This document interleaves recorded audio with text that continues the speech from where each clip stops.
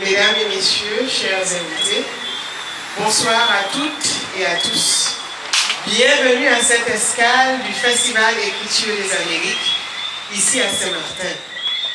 Dans ce cadre chaleureux du 978 Sanctuary Lounge, nous sommes ravis et honorés de vous accueillir ce soir pour célébrer ensemble la littérature, l'art des mots et les voix riches et multiples qui font vibrer les Amériques.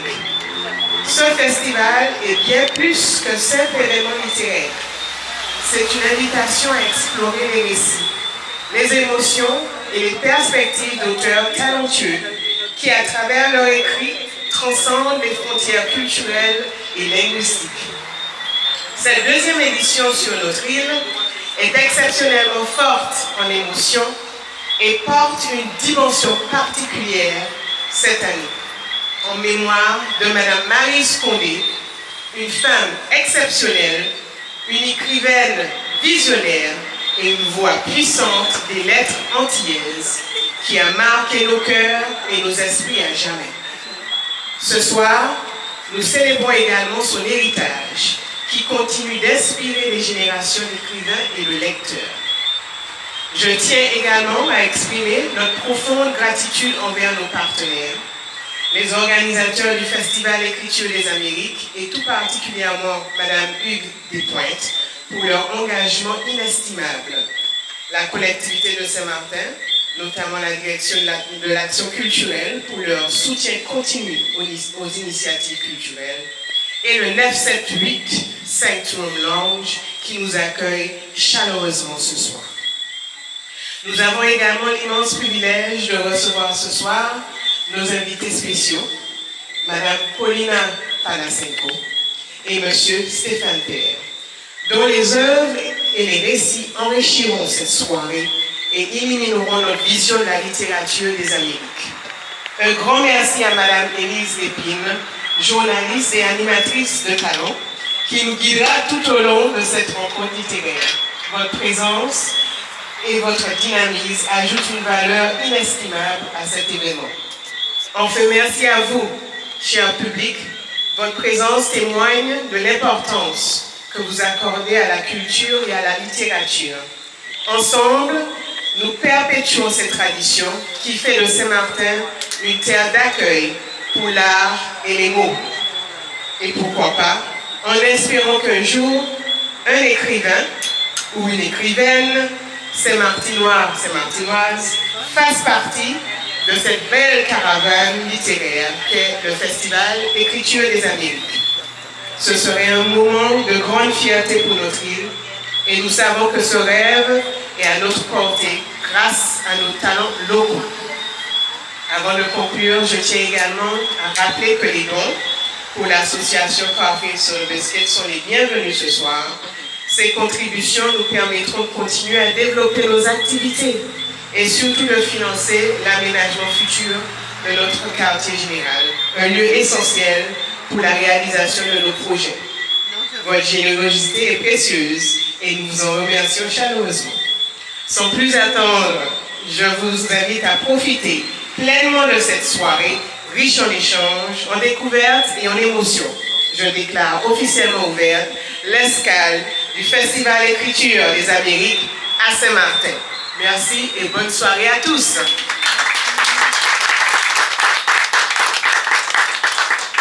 Merci beaucoup Sabrina pour cette très belle présentation. Merci pour votre dynamisme et pour votre présence. Merci à vous tous et toutes également d'être avec nous ce soir pour cette rencontre littéraire et puis merci à ce très bel endroit qui nous accueille. C'est vraiment formidable d'être ici. Bonsoir Stéphane Père et Paulina Panasenko. Merci également d'être avec nous et d'être là pour nous parler de vos livres, de votre littérature, de votre vision du monde, de vos voyages aussi, intérieurs et pas seulement. Je vais vous présenter chacun avant de commencer la discussion et puis aussi avant de parler de vos livres, on vous écoutera lire un extrait chacun de ces deux romans. Alors Paulina Panasenko, vous êtes romancière, vous êtes aussi traductrice et vous avez traduit votre propre roman en russe qui est votre langue maternelle et vous êtes comédienne. En 2015, vous avez publié une enquête aux éditions Objet Livre Polina Grigorievna. Et puis vous avez publié Tenir sa langue. Donc ça c'était il y a 2 ans. C'était aux éditions de l'Olivier. Et c'était un premier roman dans lequel, pour vous le résumer en quelques mots, vous partez de l'histoire d'une jeune femme qui s'appelle Polina et qui découvre par un courrier de l'administration française qu'elle ne peut pas s'appeler Polina, il faut qu'elle s'appelle Pauline. En fait, cette jeune femme est russe d'origine, elle est arrivée en France avec ses parents au début des années 90. Son prénom est Paulina, on l'a appelée Pauline sur les papiers officiels, mais il y avait quand même un flottement, et puis tout commence avec ce moment où il faut qu'elle aille au tribunal pour vraiment demander le droit et contester la décision de l'État de s'appeler Paulina et non Pauline, parce que c'est une jeune fille qui s'appelle Paulina. Voilà. Et à travers l'histoire de ce prénom, en fait, vous allez nous raconter toute l'histoire d'un exil, d'une assimilation aussi, enfin, d'un apprivoisement d'un pays, d'une culture, d'une langue, et comment conserver dans votre cœur également et dans votre vie les liens qui vous unissent, ou qui unissent votre personnage, parce que je ne parle pas non plus de vous, c'est un personnage de fiction, mais je pense qu'il a quand même un peu emprunté à votre histoire, les liens avec votre pays d'origine. Et puis Stéphane Père, bonsoir. Vous êtes journaliste et romancier, vous êtes journaliste à France Info, chargé des enquêtes.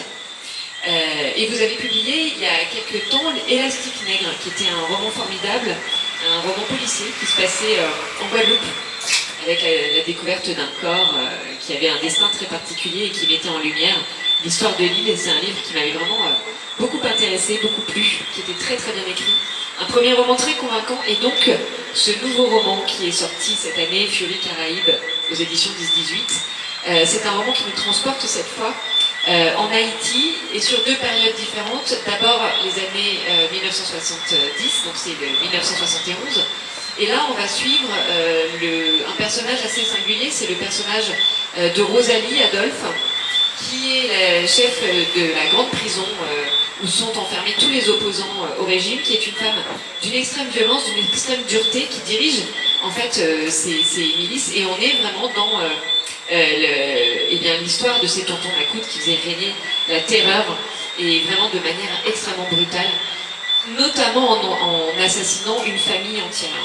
Mais il y en aura bien d'autres, mais cette famille est particulière puisque la petite fille Sibylle, qui est sauvée in extremis pendant ce massacre, on la retrouve en 1986, et là ce sont les 2 parties du roman qui se succèdent. Ça vous gêne la lampe, madame? Ouais. Je pense que c'est peut-être mieux si on... Désolée. Ah. Voilà, comme ça c'est pas mal en vert, qu'est-ce que vous en dites? Donc le roman se passe pour certaines parties en 1971 et pour d'autres en 1986. Et on retrouve cette petite fille sauvée du massacre qui s'appelle Sibylle, qui est devenue étudiante et qui va d'une part redécouvrir son histoire, apprendre d'où elle vient, à quoi elle a réchappé, et d'autre part s'armer et lutter contre le régime qui est toujours en place. Et elle est très amoureuse d'un certain Jacques qui lui fait des activités plutôt illicites. Voilà pour les résumés de vos livres. Je propose que peut-être qu'on discute d'abord de vos parcours. Ouais, avant de lire des extraits de vos livres, j'ai envie de savoir un peu qui vous êtes. Je pense que vous avez peut-être aussi envie de savoir qui sont Paulina et Stéphane. C'est toujours intéressant de savoir, quand on lit un livre, quelle est l'histoire de la personne qui l'a écrite, à quel moment le livre a commencé à germer dans sa tête, et à quel moment il a pris la forme d'un roman. Paulina Panasenko, vous qui travaillez l'écriture depuis longtemps, qui travaillez aussi la traduction, comment est-ce que Tenir sa langue est né dans votre tête, et comment est-ce qu'il a pris forme sous vos doigts? Bonsoir. En fait, je suis aussi comédienne, et donc je travaille la plupart du temps en disant les textes écrits par d'autres que je m'approprie. Et donc quand on joue un rôle au théâtre, on dit je, et le prénom et le nom du personnage devient le vôtre. Et donc je crois qu'à un moment il y a eu un glissement pour ce livre-là, où le jeu s'est transformé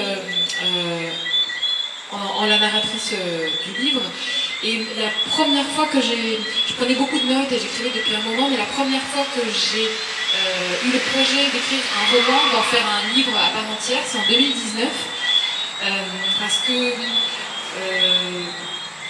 j'ai moi aussi fait la démarche pour reprendre mon prénom de naissance, puisque moi aussi, comme Paulina du livre, je suis arrivée en France quand j'étais enfant avec toute ma famille. Et personne, aucun d'entre nous ne parlait français, on l'a appris sur place. Et mon prénom a été francisé en Pauline. Et donc,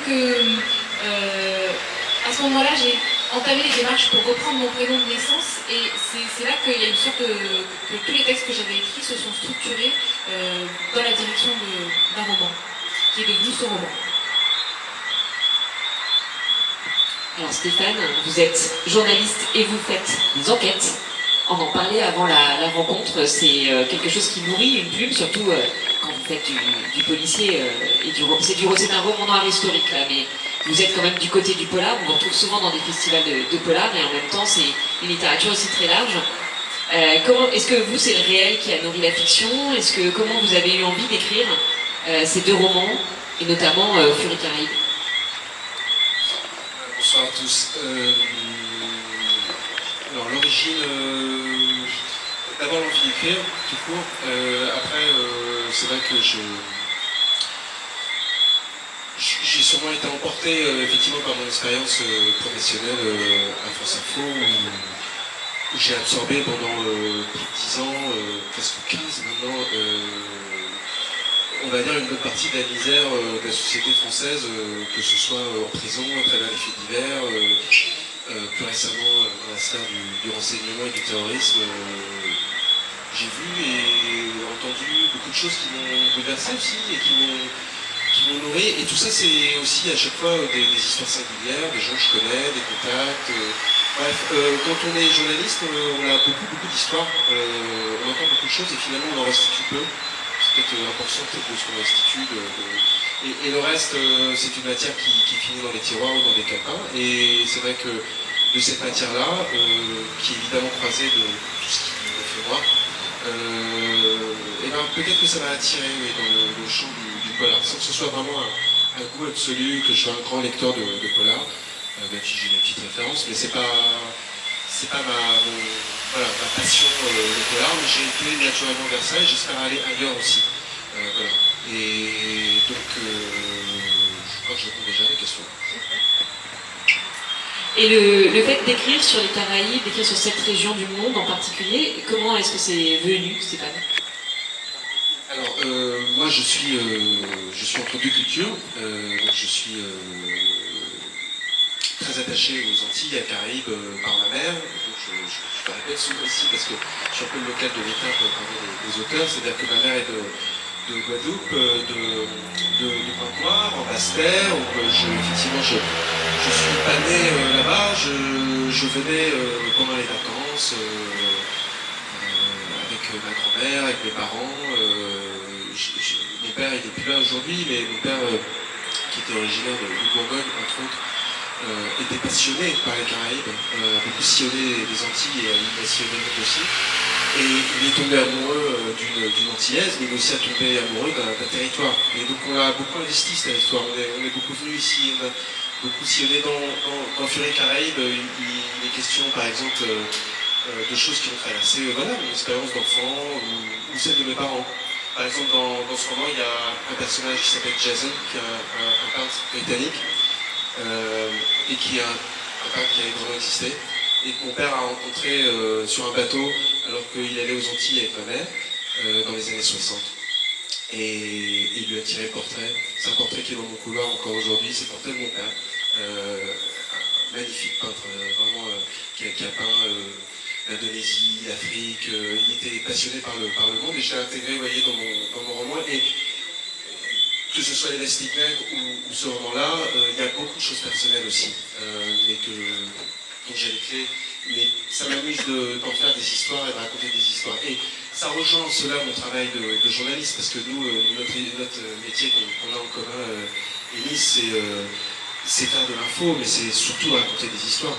si je vous raconte des faits comme ça, de manière brute, la plupart du temps, vous allez les oublier. En revanche, si je vous raconte des histoires qui sont plus personnelles, incarnées, avec quelque chose qui relève de la vie d'une famille ou d'une fratrie, je ne sais pas, il y a quelque chose qui devient beaucoup plus accessible et dont on va se souvenir. Et ça fait vraiment partie de mon souci quand j'écris, c'est de garder le lecteur, de le tenir par la main. C'est quelque chose qui me tient à cœur. Et évidemment, mes origines nourrissent, sans qu'elles me débordent non plus, mais elles nourrissent effectivement le récit. Et aujourd'hui, dans mes premiers romans en tout cas, le territoire des Caraïbes m'intéresse, comme un territoire à explorer par la plume. Donc j'ai choisi la Guadeloupe effectivement dans un premier temps, là Haïti, je peux dépasser encore une fois, et puis après je pense que j'arrêterai peut-être. Mais je garde, oui, ce goût, et puis après il y a des aspects plus liés à ma vision de l'histoire, au fait que j'aime raconter aussi l'histoire des vaincus, l'histoire des gens qui n'ont justement pas toujours la parole, et que je voulais rejeter moi aussi un regard un peu moderne sur les Antilles. C'est-à-dire que je suis métisse, et je pense que mon écriture elle est aussi à mi-chemin avec toute la culture que j'ai littéraire, de lecteur de littérature américaine, française, etc. Et que du coup je ne produis pas, je pense, une littérature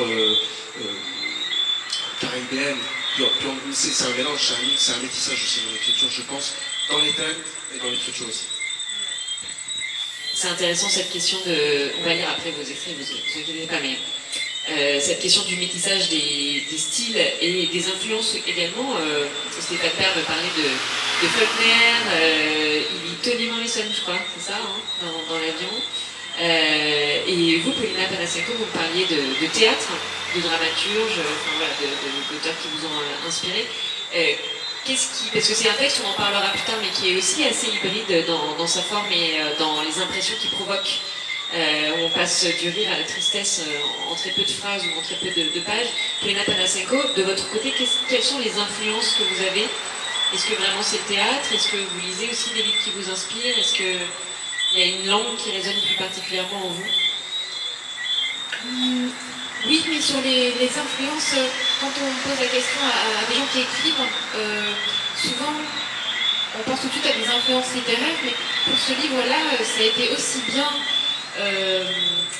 de la littérature, tous les livres que j'ai pu lire, mais c'est aussi de la musique, c'est aussi des films, c'est aussi des bandes dessinées, et c'est beaucoup plus poreux en fait pour l'écriture, et surtout pour celui-ci, parce que je crois que c'est vraiment un livre que j'ai écrit à voix haute, c'est-à-dire que chaque page que j'écrivais, je le relisais à voix haute, et c'est la façon dont ça sonnait, au rythme, que je réécrivais les phrases.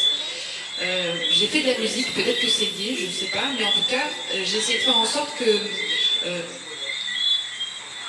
quelle musique j'ai fait du piano, du solfège par la douleur et de la chorale. En tout cas, j'ai essayé de faire en sorte que le lecteur ou la lectrice se retrouve parfois face au texte comme dans la même situation que le personnage, c'est-à-dire qu'on ait besoin de déchiffrer de façon presque phonétique, enfin pas presque phonétiquement les mots. Et tout ça, finalement, en fait, il y avait assez peu de livres où on pouvait trouver ça, et c'est un peu pour cette raison que j'ai eu envie d'écrire ce livre de cette façon-là, parce que la question de l'accent me travaillait beaucoup, parce que c'est quelque chose qui disparaît à l'écrit. L'écrit gomme, lisse les intonations, les accents, les parlers, le rythme, les onomatopées, les hésitations, et j'avais envie de faire en sorte qu'on le retrouve à l'écrit, c'est-à-dire faire de la place à l'écrit pour l'accent, pour les langues étrangères, pour les mots qui ne sont pas dans le dictionnaire français. Et ça, c'est passé par la voix, c'est passé par l'expérience physique de dire le texte à voix haute. Je me suis servi, c'est pour ça je pense, du théâtre, puis je l'ai écrit aussi quand j'étais en tournée, donc c'est un roman qui a été écrit en partie dans des loges, avant un spectacle, après un spectacle. Je crois que ça a influencé l'écriture.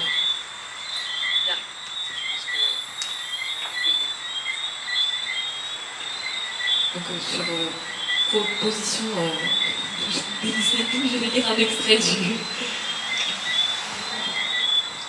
Est-ce que tu l'entends?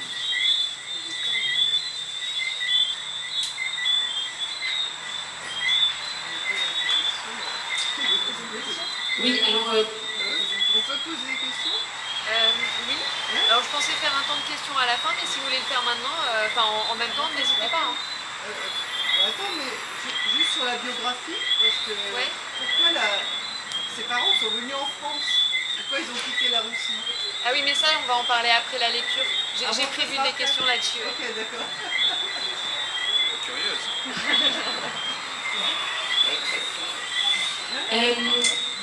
Alors cet extrait-là, juste pour vous resituer rapidement, ils apprennent le français et pour la fille cadette, le risque au bout d'un moment, c'est que le français, qui était au départ une langue étrangère, prenne le pas sur le russe en langue maternelle, qu'elle risque d'oublier peu à peu. Et donc la mère veille à ce que sa fille n'oublie pas la langue maternelle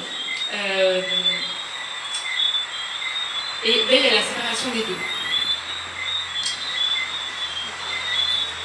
Ma mère veille sur mon russe comme sur le dernier œuf du coucou migrateur.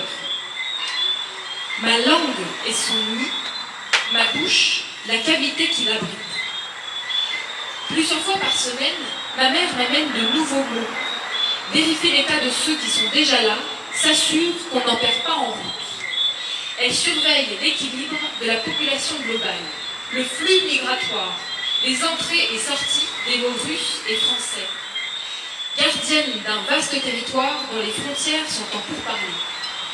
Russe, français. Russe, français. Sentinelle de la langue, elle veille aux postes frontières. Pas de mélange. Elle traque les fugitifs français hébergés par mon russe. Alors il passe, dos courbé, tête dans les épaules, se glisse sous la barrière. Il s'installe avec les Russes, parfois même copule, jusqu'à ce que ma mère les attrape. En général, ils se piègent eux-mêmes. Il suffit que je convoque un mot russe et qu'un mot français accourt en même temps que lui. Vu ! Ma mère les saisit et les décortique comme les crevettes surgelées de Auchan Centre 2. On ne dit pas garavatsa, on dit parkavatsa ou garer la voiture. La prochaine fois que Garavatsa arrive, je lui dis non, pousse-toi, laisse passer Parkavatsa. On ne dit pas manjevatsa, on dit stalavatsa ou manger. Attention, mais attention, sinon tu vas finir comme les fils Morkovine. Alors, je les ai vus, les fils Morkovine. Je sais ce que je risque. Ce sont les fils d'un collègue de mon père, des jumeaux, à peine plus âgés que moi. Arrivés de Saint-Pétersbourg, ils ne parlent plus vraiment le russe, ni tout à fait le français. Ils cherchent leurs mots, ils ont un accent bizarre, des consonnes trop dures, des voyelles trop ouvertes, on dirait qu'ils sont en train de muter. Moi, je ne veux pas muter, mais je n'ai rien vu venir. Il fallait faire rentrer le français, et maintenant qu'il est là, on me dit qu'il va me changer en mutant Morkovine. Pour me préserver de la mutation, ma mère a rapporté de Moscou un antidote, pas à pas vers le 5 sur 5. Un épais cahier d'exercices rempli de règles de grammaire et de dictées qui décrivent des paysages champêtres. C'est très bien fait, hein, dit ma mère. On apprend la grammaire à partir de grands classiques. Je pense aux minicums qui ont commencé depuis 5 longues minutes. Tant pis si je mute, tant pis si je m'endors sur la neige du français, mais pas à pas vers le 5 sur 5 ne m'a pas demandé mon avis. Pas à pas vers le 5 sur 5 a tout prévu. Il a un programme pour moi pour les 10 années à venir. Et s'il le faut, pas à pas vers le 5 sur 5 ira me chercher jusque dans les toilettes. D'ailleurs, il en tapisse les murs. Avant, il y avait des drapeaux du monde. Maintenant, le russe a pris toute la place. 2 niveaux d'accrochage. Station debout, station assise sur la cuvette. Tout est prévu pour qu'il soit inévitable. J'entre. Je chie Chechereski au-dessus de la chasse d'eau. Je me retourne, il y a Gnat de Chatiadidis qui passe. Je m'assois, brave prof, Marc me regarde, papier toilette à gauche, Stikane, regarde mes télévernes, essuie, relève, remonte le pantalon, brave prof, Marc fasse porte, demi-tour, Gnat de Jacques, tire la chasse, je chie, demi-tour, brave prof et ressort. Russe à l'intérieur, français à l'extérieur. C'est pas compliqué.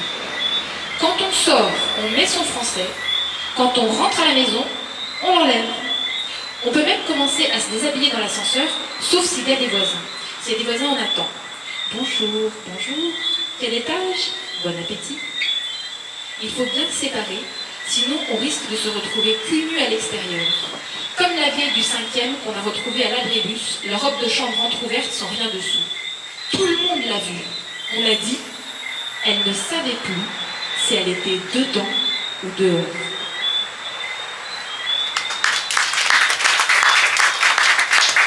Merci beaucoup Paulina Panasenko pour cette belle lecture. Stéphane Père, à votre tour.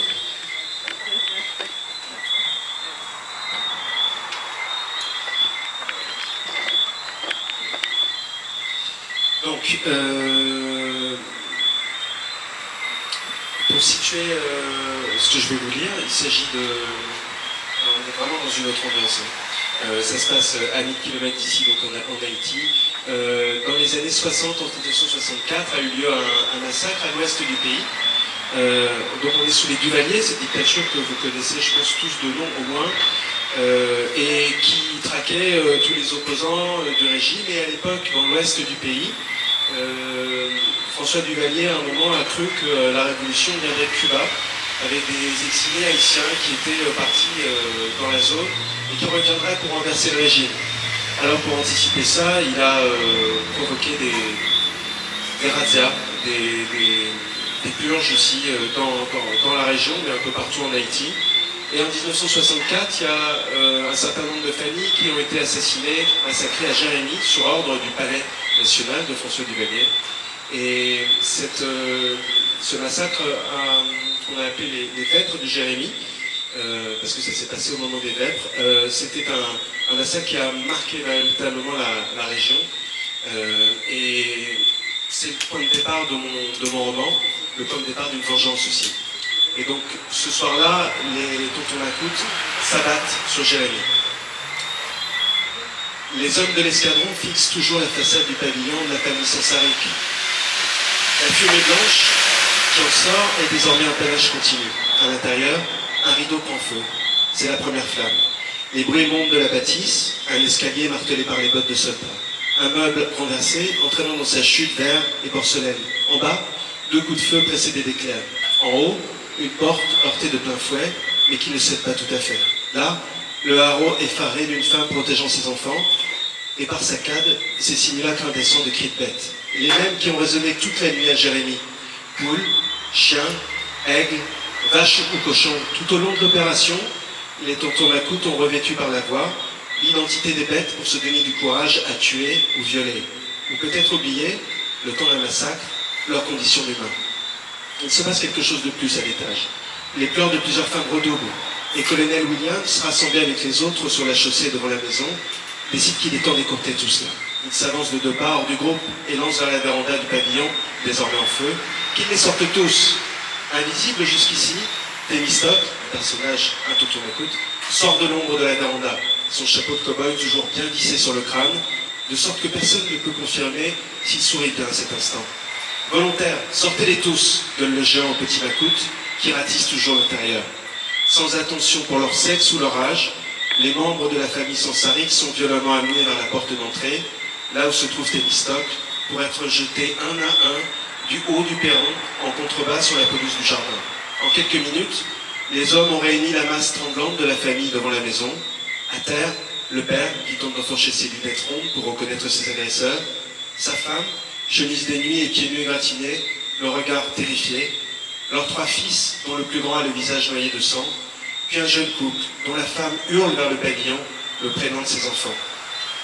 Et voilà l'engeance, fait colonel Williams en s'approchant du père. Te voilà, toi, qui refuses d'enseigner ce qu'il faut aux jeunes de ce pays. Tu fais la révolution avec les fourmis maintenant, professeur Sansaric. Tu les entends par terre, ces fourmis? Elles te parlent. Et Williams prend l'arrière de la tête du père Sansaric dans ses mains, la collant au sol sous les cris de sa femme. Les entends-tu, Sansaric? Et quand je mettrai la main sur toute ta clique, crois-moi, je vais... Et il ne finit pas sa phrase. Quand les idées lui viennent, se bousculent pour leur inventer une mort. Je vais m'arrêter.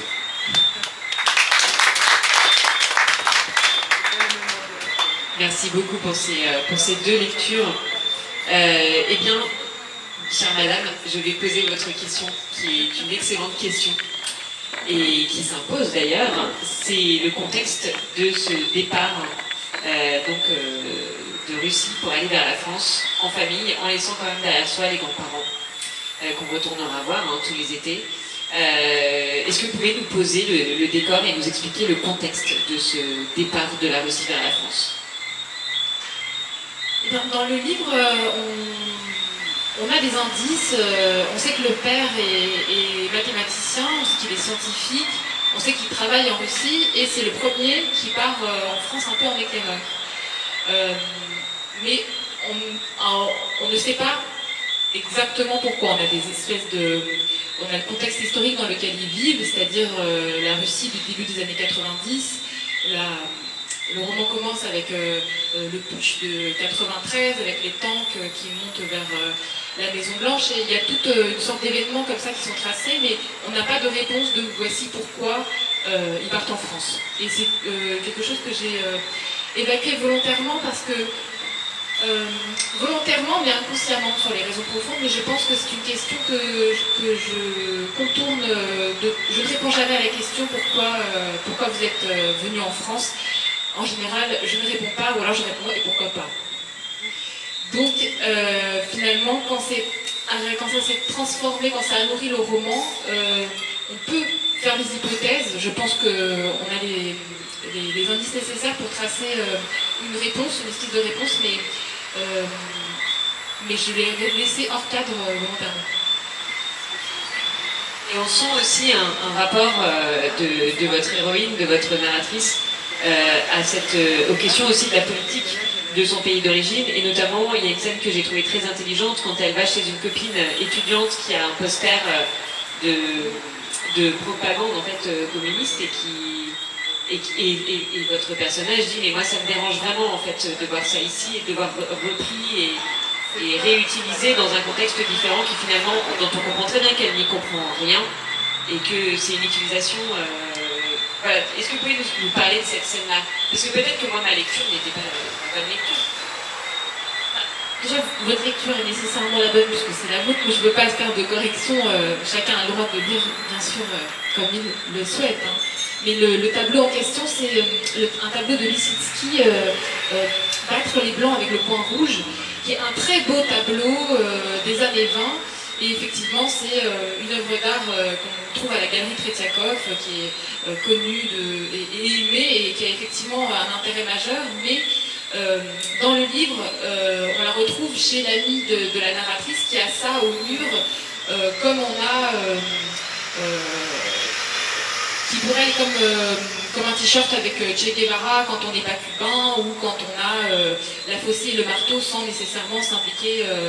Enfin, la faucille et le marteau n'a pas la même histoire selon qu'on soit communiste en France ou en URSS. Et donc, à cet enjeu, à ce passage-là, ce que j'ai essayé, ce que je cherchais d'une certaine façon, c'est pas pareil le communisme vécu de loin, ou en France, où l'histoire du communisme en France n'est pas le même que celui qui a eu lieu en Russie, en URSS.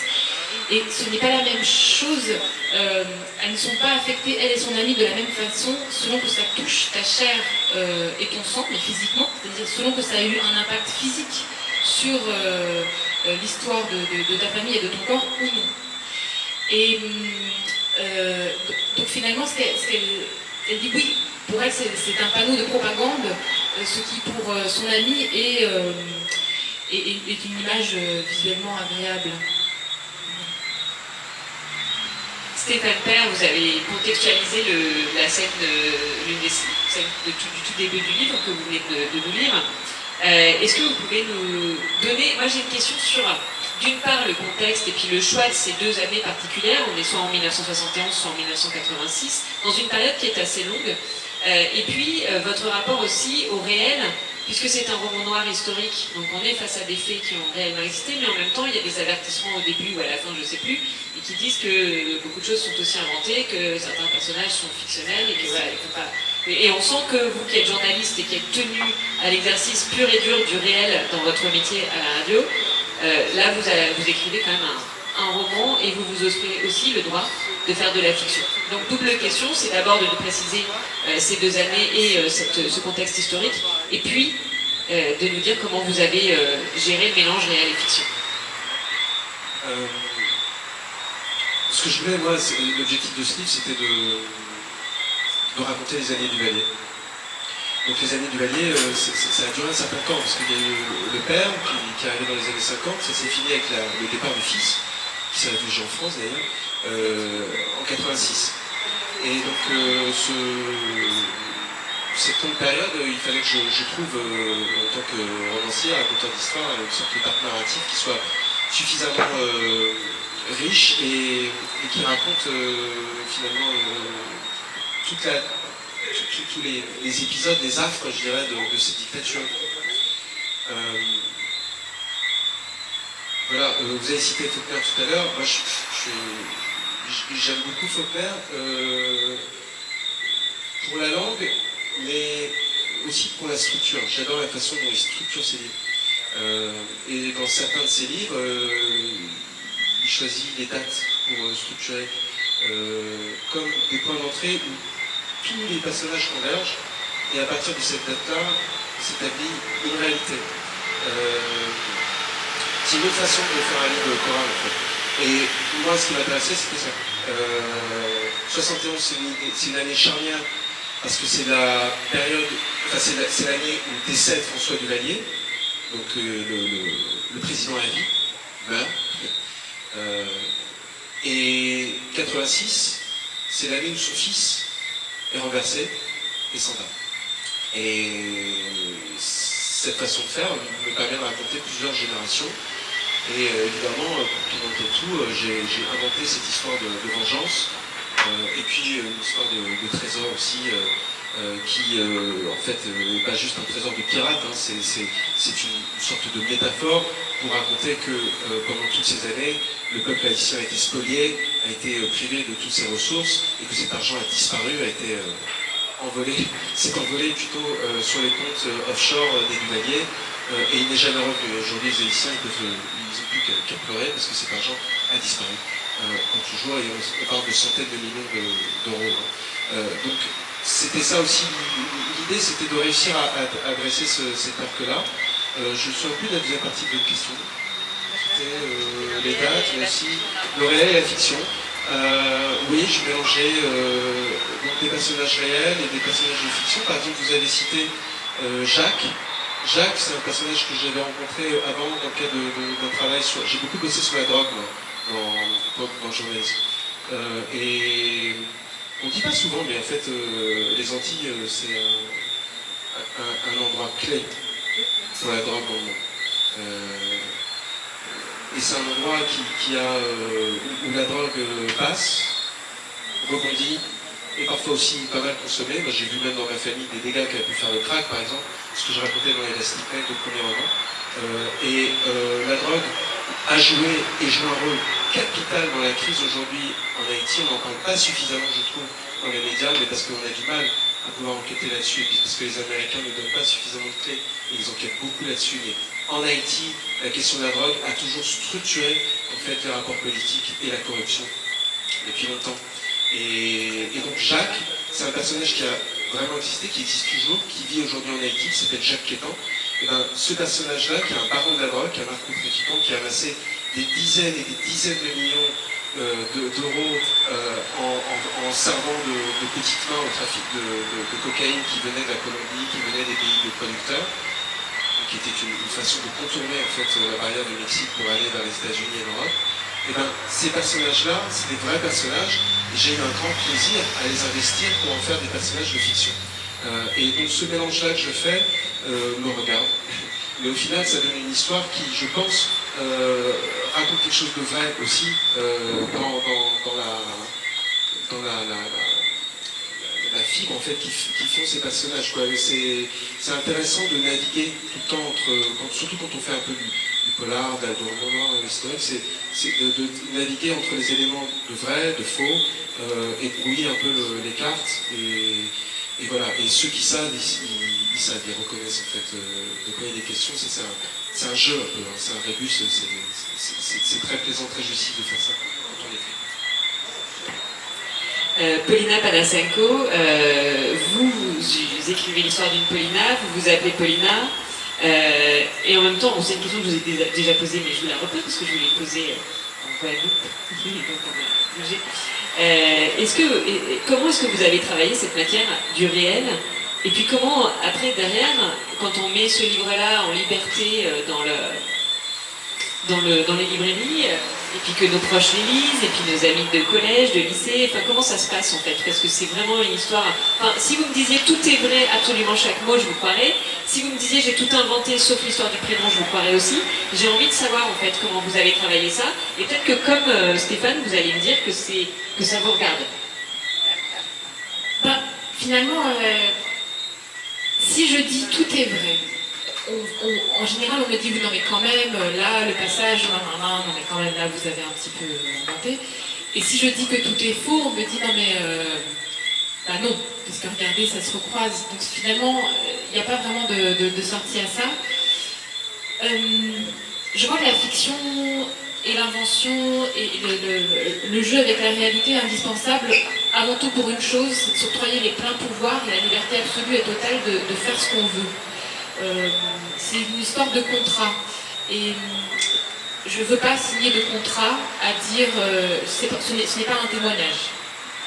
Donc, pour s'octroyer les pleins pouvoirs, je recours au roman et à la fiction. Mais quand vous m'aviez posé la question en Guadeloupe, pour illustrer le décalage entre les deux, la difficulté entre les deux, quand le livre est sorti, et à un moment il est question du collège, j'ai reçu des courriers, soit de proches, soit de gens que j'ai pu... enfin, de personnages éventuels du livre qui m'ont envoyé des courriers de correction pour dire, par exemple, ma prof d'histoire-géographie de 6e a pensé que c'était elle qu'il était question dans un chapitre, et donc elle m'a envoyé une lettre pour corriger, pour dire attention, ce n'était pas en salle de 108 mais de 106, attention, la frise d'histoire-géographie c'était sur ce mur et pas sur celui-ci. C'est plutôt des courriers qui me font plaisir parce que ça veut dire que les gens s'approprient l'histoire, et ça, pour moi c'est plutôt un cadeau. Donc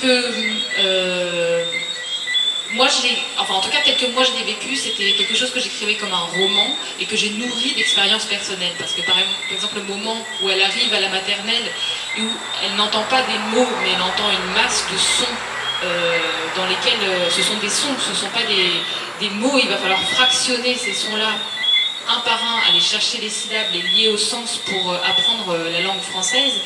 Ça, c'est quelque chose que j'ai nourri de mon expérience personnelle. Et comme Stéphane, je crois que cette espèce de jeu entre fiction et réalité, c'est source de plaisir et c'est un endroit que je recherche.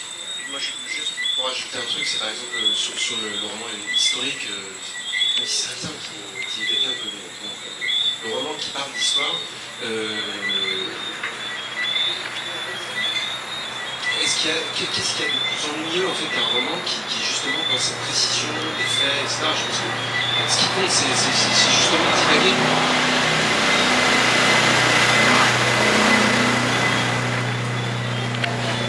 Ce qui compte c'est ça, c'est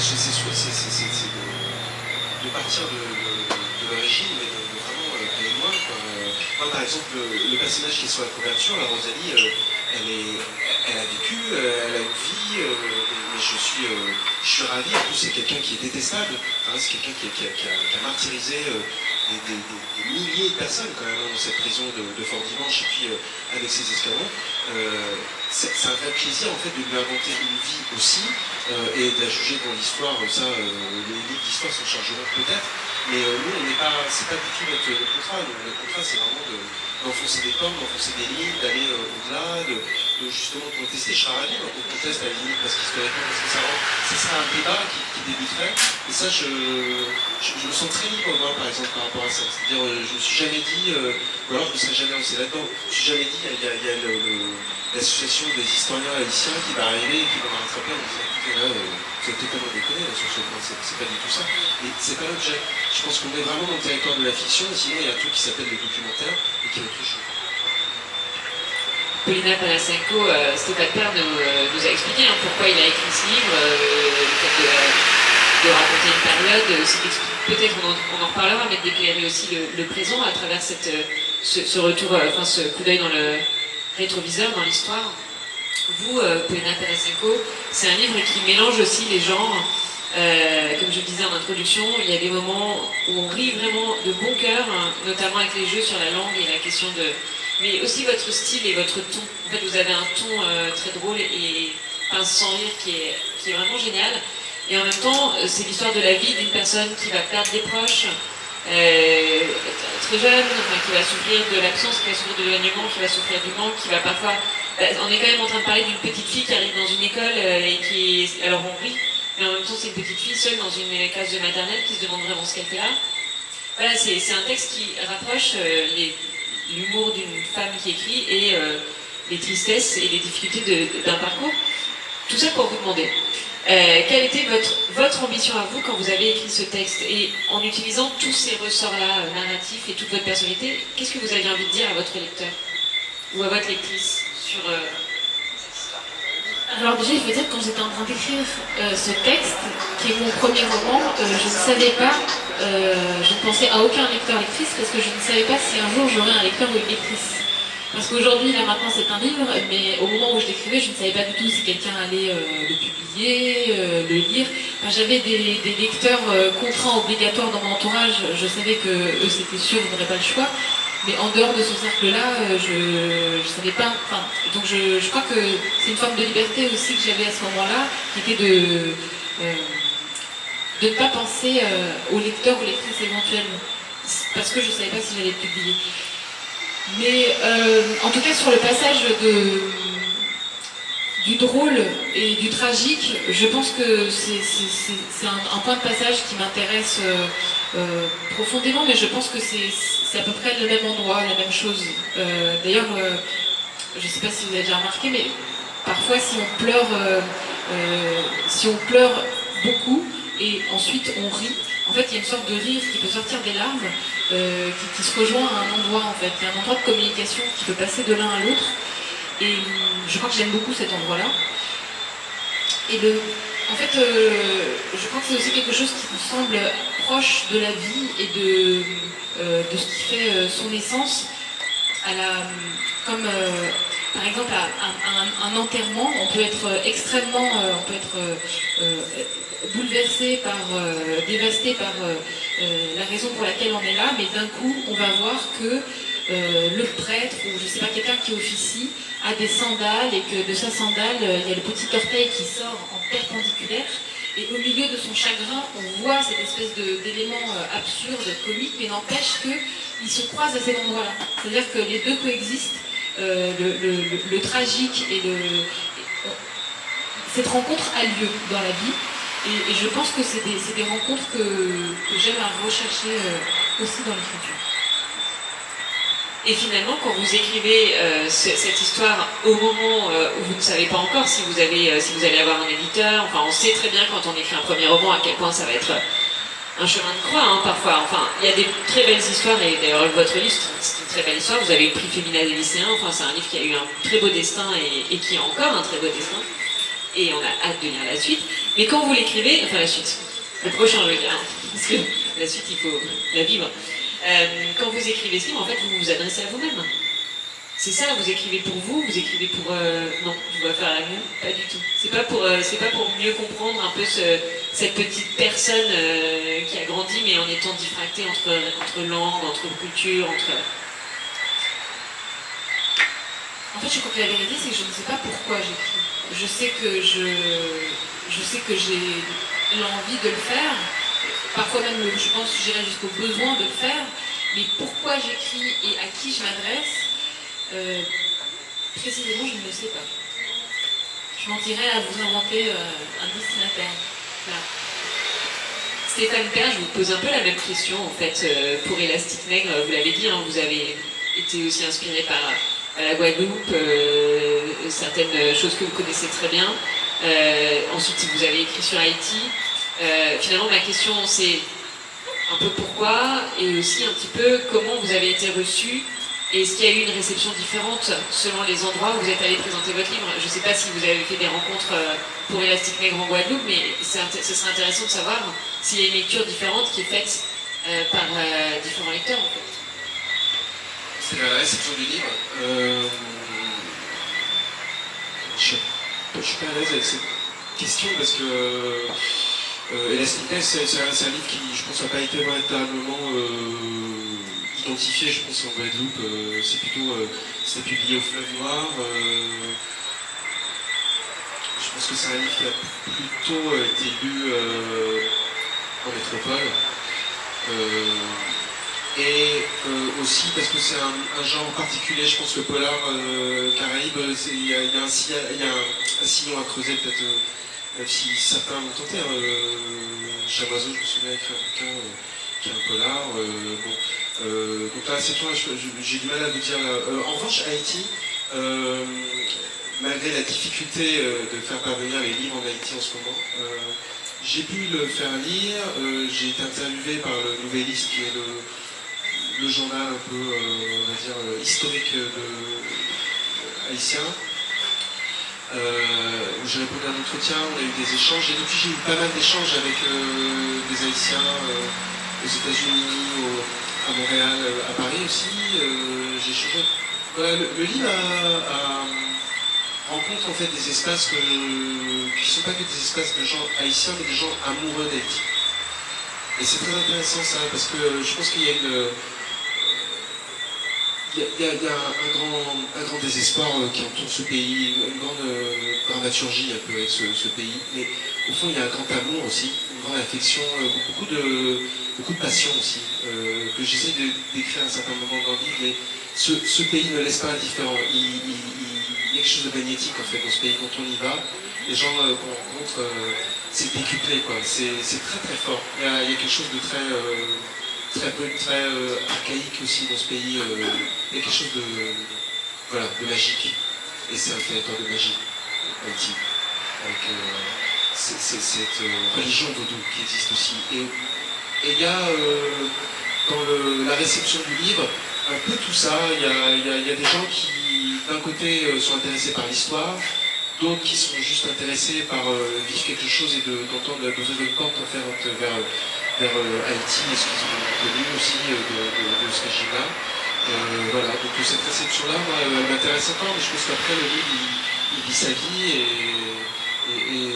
et là, les livres arrivent un peu plus maintenant en Haïti, le port est un peu ouvert encore un peu plus au commerce, là, donc il y a des possibilités aussi que le livre soit lu, et ça m'intéresse beaucoup parce que moi, en sortant ce livre, je veux questionner le présent, donc c'est ça qui m'intéresse, cette navette là, entre le passé et le présent, et qu'est-ce qu'on en fait, et ça voilà. Et c'est ça la question que je voulais vous poser ensuite, c'est sur le présent en fait. Qu'est-ce que ce livre nous dit du présent d'Haïti, et vous, en l'écrivant, j'imagine que vous avez aussi fait évoluer votre compréhension de l'actualité d'Haïti. Ouais, alors là c'est un peu mes racines, du coup, antillaise, créole qui parle. J'ai beaucoup de colère moi, vis-à-vis de la façon dont on traite globalement les Caraïbes dans l'actualité, même dans les livres d'histoire. On parle de l'histoire des gens qui ont gagné finalement, hein, mais pas l'histoire des vaincus.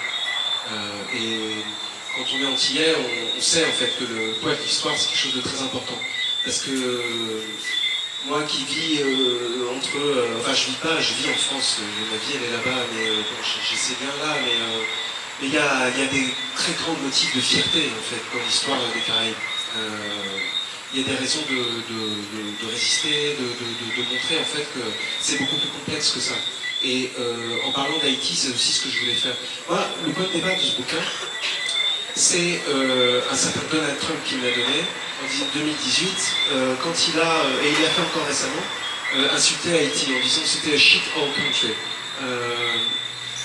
Parce que il y a des réfugiés haïtiens, des boat people qui arrivent là-bas, il y a toute la misère haïtienne qui va se déverser aux États-Unis et qui vient prendre de l'emploi, qui vient nourrir la criminalité. Évidemment, c'est pas ça, Haïti, dans le monde.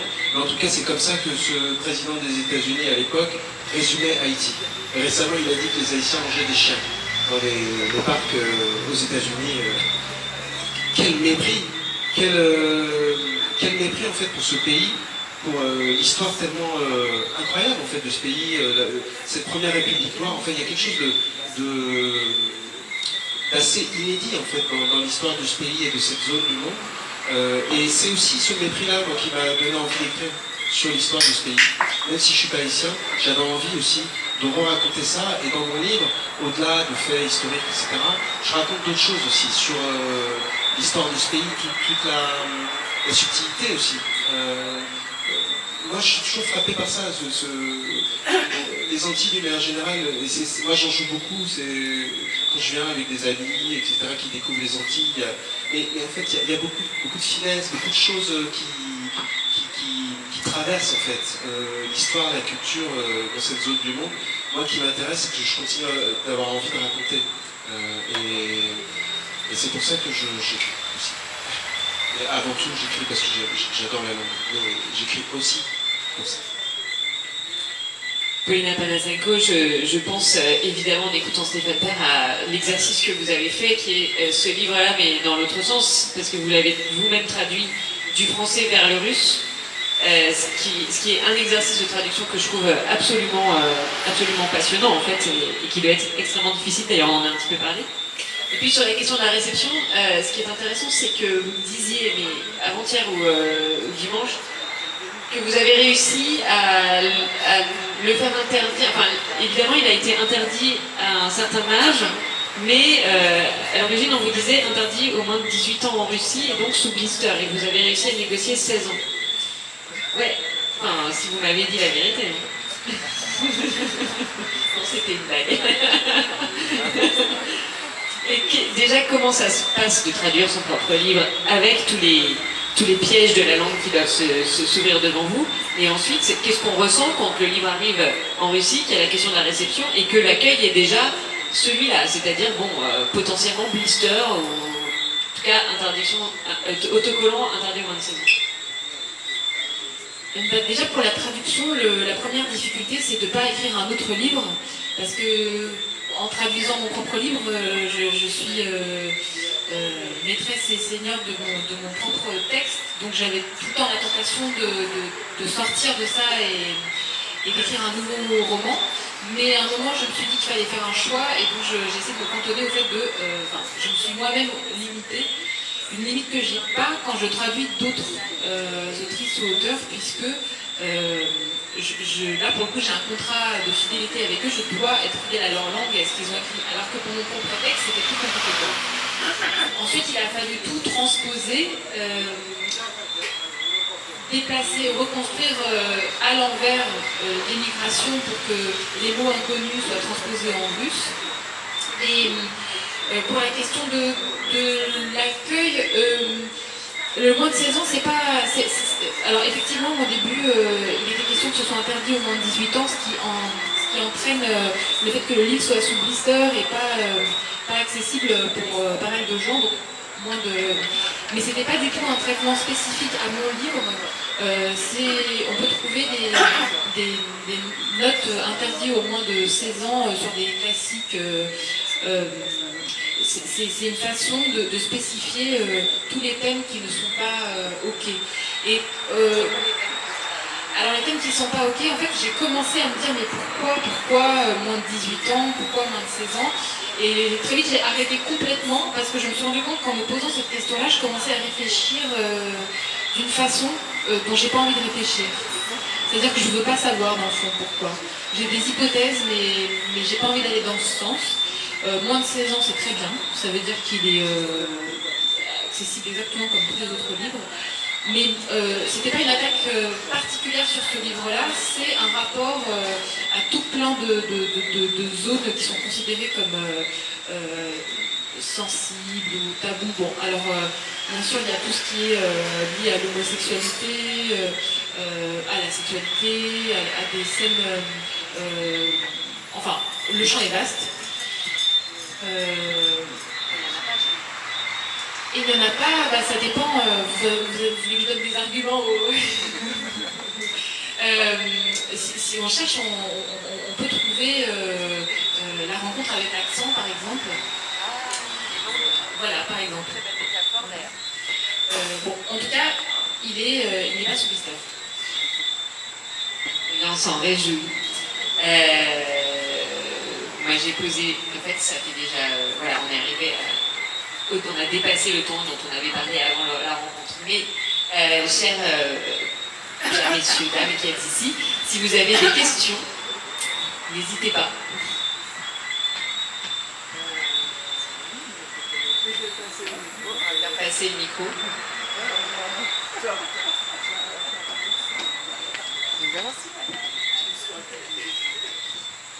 Merci, bonsoir. Alors j'ai fortement apprécié l'extrait de l'île de Paulina parce que moi aussi, je ne suis pas pure étrangère, je suis métisse, à moitié des pays de l'Est, à moitié de la France. Et vous avez eu beaucoup de chance parce qu'en fait, ma mère a dit non, on s'intègre dans le pays où on est, donc elle n'a jamais appris sa langue maternelle. Et je me suis retrouvée face à une grand-mère dont je ne comprenais pas grand-chose puisqu'elle ne parlait pas le français. Et donc tout ça, effectivement, vous avez su l'exprimer avec la rigueur d'ailleurs de l'éducation qu'il y a dans les pays de l'Est, parce qu'on est très rigoureux dans l'éducation et dans l'apprentissage des langues. Ma mère était de Yougoslavie, ma grand-mère a changé 3 fois de nationalité sans déménager avec les guerres. Et c'est tout ce contexte qu'on ne peut pas entendre ou visualiser du côté français. C'est assez énorme. Donc j'ai trouvé vraiment, ça m'a remué, ça m'a bouleversé d'entendre ça. Et d'autre part, je suis présidente d'une association où j'ai des enfants sur un quartier difficile.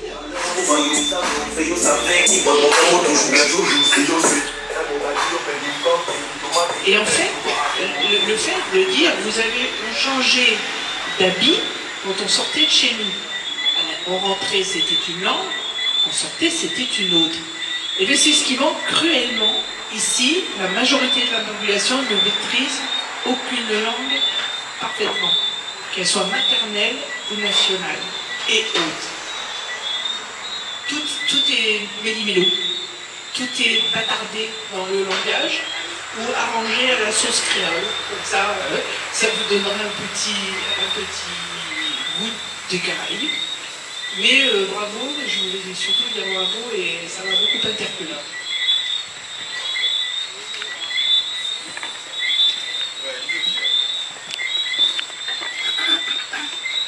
Vous avez parlé de comment vous êtes arrivé à écrire. Et moi, lire, c'est la rencontre avec quelqu'un. C'est-à-dire, moi j'aime bien savoir la biographie de quelqu'un, de cette personne. C'est ça. Pour moi, il n'y a pas d'écrit sans une personne derrière, une biographie. Voilà. Donc, c'est un petit peu comme une idéologie. Une idéologie, bon, c'est bien gentil, mais qu'est-ce qu'il fait, lui, dans la vie courante? Voilà. C'est comme les politiques, quoi. Les politiques, ils ont une idéologie, mais ils font autre chose, ils font autrement. En fait, l'idéologie, c'est pour, comment dire, voilà. Donc, la lecture, pour moi, c'est important de connaître la personne derrière. J'aime bien connaître la biographie. Et quand j'étais en cours de français, on ne parlait pas de la biographie de l'auteur. Proust, on nous l'a caché. On nous cachait la biographie. Voilà. Et ça, c'est quelque chose qui me... Tu ne veux pas en parler, tu n'en parles pas. Mais quand on arrive comme un enfant comme ça dans un pays étranger, ça va être terrible. C'est terrible ça, je pense. C'est pas facile. Moi j'ai vu ça dans le 93 en Seine-Saint-Denis, où des petits, des petits Africains qui parlaient le malinqué chez eux, etc., qui arrivent à l'école maternelle, qui ne savent pas parler la langue française. Et ils ont une façon d'être qui fait que les enseignants pensent qu'ils sont idiots. Mais non, pas du tout. L'apprentissage de la lecture, de la langue est très difficile, quoi. Voilà. Donc, c'est pour ça que je te demandais pourquoi. Je pense qu'il y a un traumatisme quand on quitte un pays. Je pense que la mauvaise coïncidence, coïncidence, c'est que dans le livre, vous trouverez quelques éléments qui vont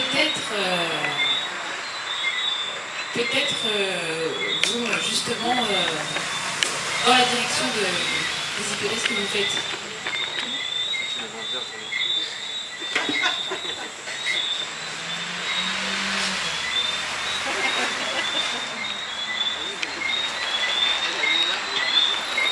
Bonsoir, merci d'avoir partagé vos histoires personnelles et écrites avec nous. J'ai une question pour chacun d'entre vous. Désolée, je vous appellerai par vos prénoms. Stéphane, vous avez évoqué votre attachement à la Guadeloupe, à sa culture et aux cultures antillaises de manière générale. Je voulais savoir quels aspects peut-être de l'histoire de la Guadeloupe. C'est pas pour vous faire une interrogation, mais juste pour savoir, avoir plus d'idées sur voilà, des choses qui vous ont marqué. Et aussi sur... j'ai une autre question. Comment l'écriture du roman inspire votre écriture peut-être journalistique ou votre façon de raconter l'information? En fait, c'est quoi le lien entre les deux? Est-ce que ce sont des vases communicants ou séparés? Et Paulina, vous avez évoqué le fait que vous parliez plusieurs langues, qui est une réalité ici très courante et que je trouve être une richesse. Je trouve d'ailleurs que quand vous dites que les mots se mélangeaient, c'est un exercice de créativité qu'on retrouve beaucoup ici, donc ça parle énormément. Et ça se fait tellement naturellement, donc c'est un petit peu ça la beauté des mélanges de langues. Donc j'ai une question un petit peu personnelle, non pas sur votre personnage, mais plus sur vous. Dans quelle langue est-ce que vous rêvez et quelle est la langue de vos pensées?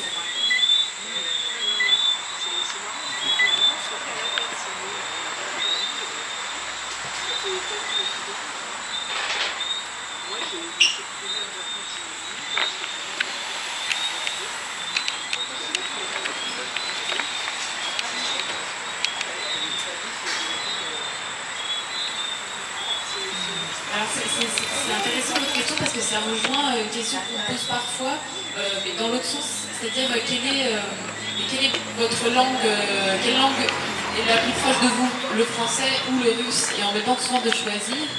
Et parfois, comme je ne choisis pas entre les deux, la question du rêve apparaît, c'est-à-dire en quelle langue on rêve. Mais je crois que, au risque de décevoir cette méthode de détection, je crois, le fait est que je rêve et en français et en russe et en anglais. J'ai habité un temps aux États-Unis, je rêvais en anglais. Probablement un anglais avec des fautes et avec un anglais approximatif, mais néanmoins en anglais. Et surtout, je pense que la langue du rêve, celle qui est la plus proche, celle dont je me souviens le plus, c'est celle que vous comprenez parfaitement quand vous rêvez. Au moment du réveil, c'est la langue du rêve, mais qui en fait n'est ni du français ni du russe. C'est encore autre chose. Donc je dirais celle-là.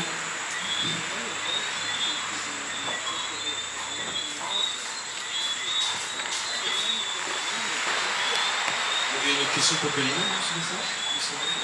Non? C'était la seule? La langue des pensées. La langue des pensées aussi. La langue des pensées, La langue des pensées, elle est plus du mélange, c'est-à-dire que ça peut passer de l'un à l'autre.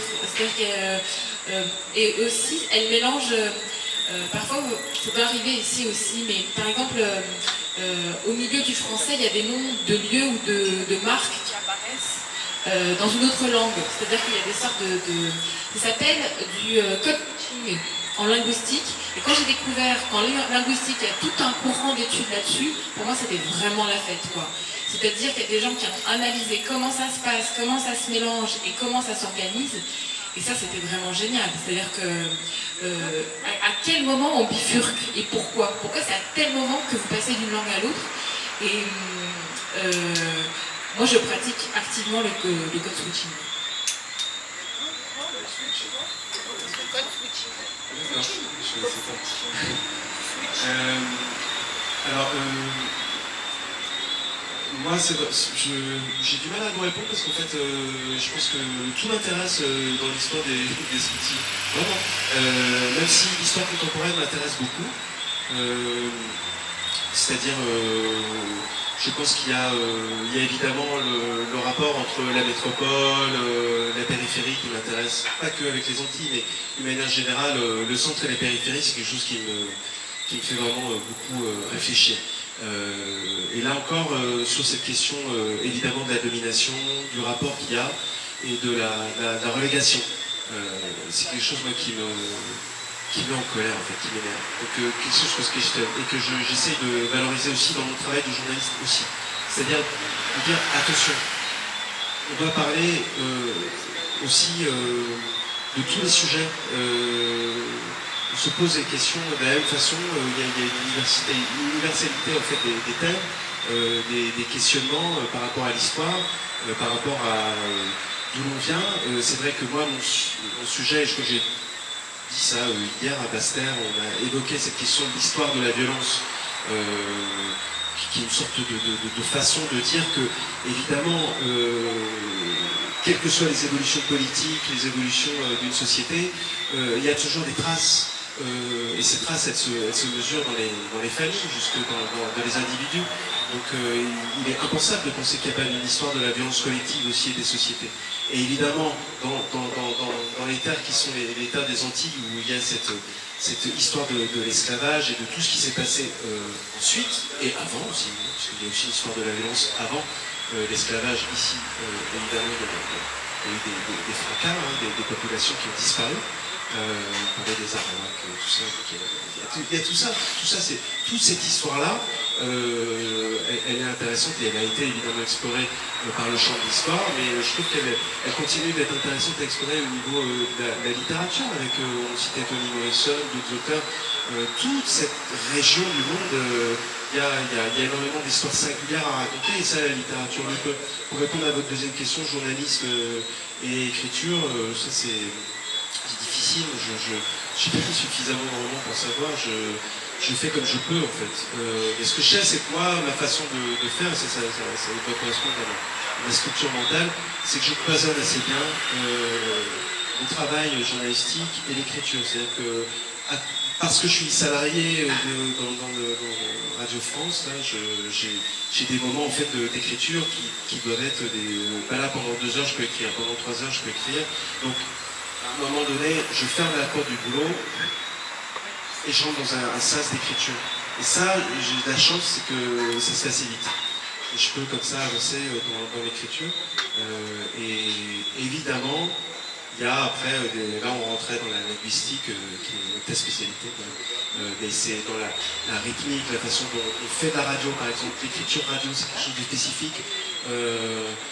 Et écrire, à des moments, c'est un peu contre-intuitif d'écrire sur le long terme. Et c'est intéressant de jouer avec ça, de jouer avec les langues, de jouer avec les façons de parler, les sonorités, tout ça, c'est quelque chose qui nourrit plutôt d'aller de l'un à l'autre.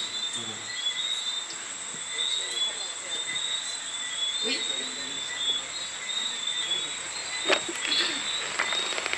Moi, je n'ai pas réellement de questions. En fait, je voulais juste peut-être rebondir sur une question, justement, et apporter un élément de réponse. Je suis saint-martinoise, ce qu'on appelle de souche. J'aime pas utiliser le mot de souche, parce que qui dit souche dit mort. Donc, je suis saint-martinoise, née à Saint-Martin, avec une culture française créole très dominante. Je parle très bien l'anglais.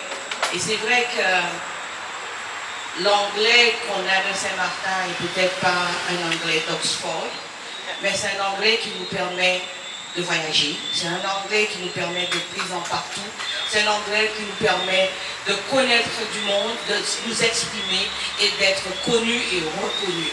Donc je suis fière de mon anglais bâtard, mais je suis fière de ça. Deuxième élément, qui pour moi, à mon sens, est également, aucun Saint-Martinois ne peut se targuer d'être moins que qu'il est.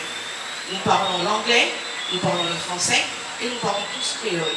C'est une fierté, c'est une un honneur, c'est quelque chose que nous considérons pendant très longtemps qu'on a voulu nous faire croire qui était très négatif, puisque nous ne possédions, ne connaissions aucune langue.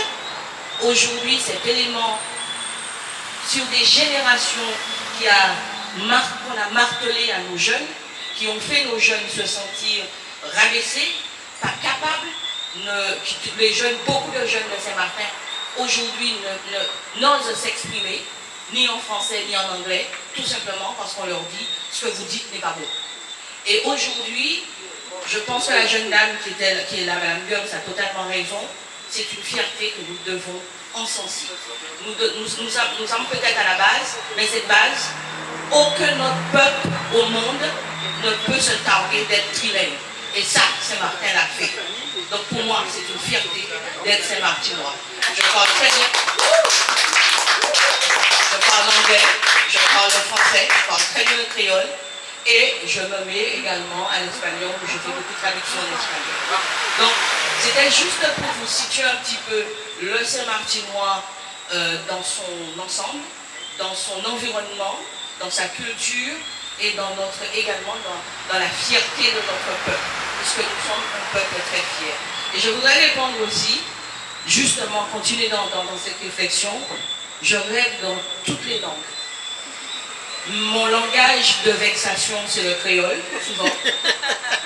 On le fait. Dès qu'on est vexé, on doit dire quelque chose, c'est en créole. Ça sort en créole. Ou ça sort en anglais de base de Saint-Martin, avec 2 ou 3 mots pas très jolis. Mon langage d'amour, c'est le français. Et mon langage de compréhension, c'est l'anglais. Donc nous voguons, nous naviguons dans ces 3 langues, qui font de nous ce que nous sommes aujourd'hui, un peuple différent, mais un peuple que je pense que nous devons mettre à nous. Voilà. Merci beaucoup pour cette intervention. On a fini? Non? Ah ben c'est bien.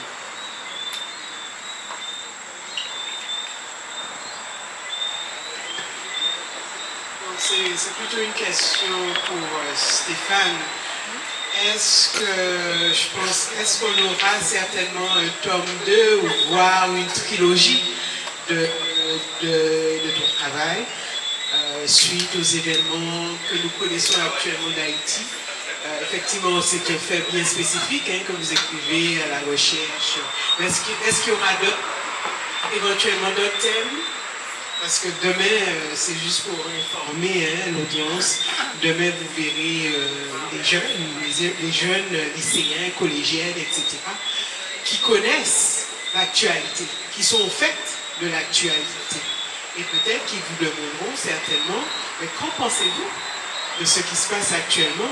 Est-ce que vous comptez mener, une tome 2 ou voire une trilogie sur ce début de recherche de cette jeune femme pour les meurtriers? C'est juste une curiosité de ma part.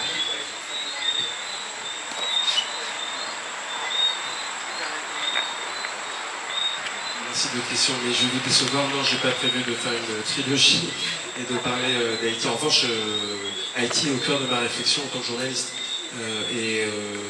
J'ai beaucoup d'amis haïtiens, j'ai des copains français, reporters. Là encore, j'ai quitté. Il y a une exposition en ce moment sur le zombie à Paris, au Quai Branly. Ça a été l'occasion de voir plein de copains haïtiens. Et on a des réseaux en fait d'amis qui sommes passionnés et on a envie de défendre aujourd'hui et de réussir à faire défendre un peu plus la culture là-bas parce qu'ils en ont besoin. Ils ont besoin, je pense, aujourd'hui de sentir qu'ils ne sont pas seuls et grâce aussi au livre. Voilà. Et je pense que le 3e tome sur Haïti, ça va être l'actualité et de savoir si Haïti va pouvoir aujourd'hui passer ce cap très difficile qu'ils vivent en ce moment avec des centaines de milliers d'Haïtiens qui quittent Port-au-Prince, qui vont s'exiler encore et on a envie de les aider, je pense tous. Je pense qu'il y a une forme de soutien, je pense, à avoir politique, mais aussi effectivement culturel et littéraire, j'espère, pour cette zone du monde qui a besoin de tous.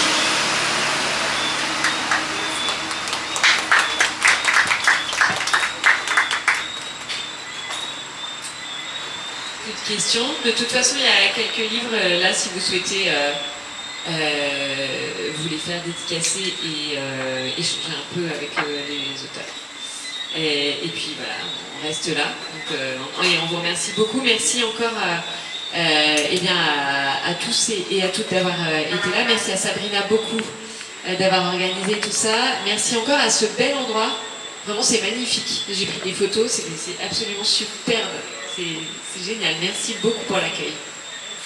Bonne soirée.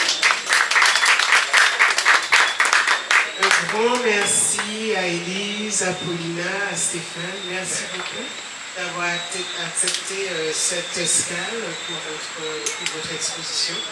Et j'espère vous revoir, les participants l'an prochain. Ne nous abandonnons pas. Et ce soir, échanger, poser vos questions face à face. Il y a quelques livres en vente actuellement, si vous souhaitez des dédicaces. Malheureusement, on n'a plus de carte bleue, on prendra que des espèces, mais vous pouvez faire le nécessaire juste ici. Et encore un grand merci à tous nos partenaires, surtout bien sûr à la direction de l'action culturelle de la collectivité et 978 Sanctorum Lounge pour nous avoir accueillis ce soir. Merci de votre présence et à très bientôt. Merci beaucoup. Merci.